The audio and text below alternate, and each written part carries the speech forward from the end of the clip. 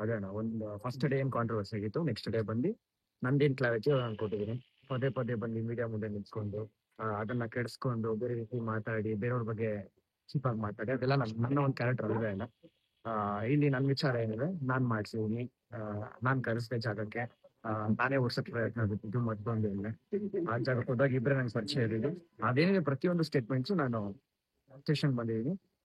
ಅಂದ್ರೆ ಅವ್ರು ನೋಟಿಸ್ ಕೊಟ್ಟಿದ್ರು, ಕರೆದ್ರು, ಅದಕ್ಕೆ ನಾನು ರೆಸ್ಪೆಕ್ಟ್ ಮಾಡಿ ಇಲ್ಲಿ ಬಂದು ನಾನು ಅದನ್ನ ಮಾತಾಡಿದ್ದೀನಿ.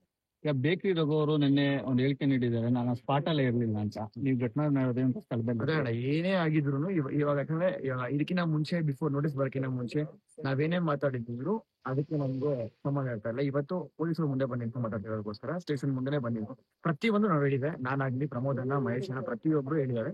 ಅದಕ್ಕೋಸ್ಕರ ಸಾವಿರ ಈಗ ವಿಚಾರಣೆಗೆಲ್ಲ ಸಾಕಾಗ್ತಾ ಇದ್ದೀರಾ? ಖಂಡಿತ ತಪ್ಪು ಮಾಡಿದ್ರೆ ತಲೆ ತಗ್ಗಿಸ್ತೀವಿ ಖಂಡಿತ ಅಂತ. ಅದಕ್ಕೋಸ್ಕರ ಕರೆದಿದ್ದಾರೆ, ರೆಸ್ಪೆಕ್ಟ್ ಕೊಟ್ಟು ಬಂದಿದ್ದೀವಿ. ಅದೇ ಅಣ್ಣ ಒಂದು ಫಸ್ಟ್ ಡೇ ಏನ್ ಕಾಂಟ್ರವರ್ಸಿ ಆಗಿತ್ತು, ನೆಕ್ಸ್ಟ್ ಡೇ ಬಂದು ನಂದೇನ್ ಕ್ಲಾರಿಟಿ ನಾನು ಕೊಟ್ಟಿದ್ದೀನಿ. ಪದೇ ಪದೇ ಬಂದು ಮೀಡಿಯಾ ಮುಂದೆ ನಿಂತ್ಕೊಂಡು ಅದನ್ನ ಕೆಡಿಸ್ಕೊಂಡು ಬೇರೆ ರೀತಿ ಮಾತಾಡಿ ಬೇರೆಯವ್ರ ಬಗ್ಗೆ ಚೀಪಾಗಿ ಮಾತಾಡಿ ಅದೆಲ್ಲ ನನ್ನ ಒಂದು ಕ್ಯಾರೆಕ್ಟರ್ ಅಲ್ವೇ ಅಲ್ಲ. ಇಲ್ಲಿ ನನ್ನ ವಿಚಾರ ಏನಿದೆ, ನಾನ್ ಮಾಡ್ಸಿದೀನಿ, ನಾನ್ ಕರೆಸಿದೆ ಜಾಗಕ್ಕೆ, ನಾನೇ ಓಡ್ಸಕ್ ಪ್ರಯತ್ನ ಬಿಟ್ಟಿದ್ದು ಮತ್ತೊಂದು ಇಲ್ಲ. ಆ ಜಾಗಕ್ಕೆ ಹೋದಾಗ ಇಬ್ಬರೇ ನಂಗೆ ಪರಿಚಯ ಇರಲಿಲ್ಲ. ಅದೇನಿದೆ ಪ್ರತಿಯೊಂದು ಸ್ಟೇಟ್ಮೆಂಟ್ಸು ನಾನು ಸ್ಟೇಷನ್ ಬಂದಿದ್ದೀನಿ. ಅಂದ್ರೆ ಅವ್ರು ನೋಟಿಸ್ ಕೊಟ್ಟಿದ್ರು, ಕರೆದ್ರು, ಅದಕ್ಕೆ ನಾನು ರೆಸ್ಪೆಕ್ಟ್ ಮಾಡಿ ಇಲ್ಲಿ ಬಂದು ನಾನು ಅದನ್ನ ಮಾತಾಡಿದ್ದೀನಿ.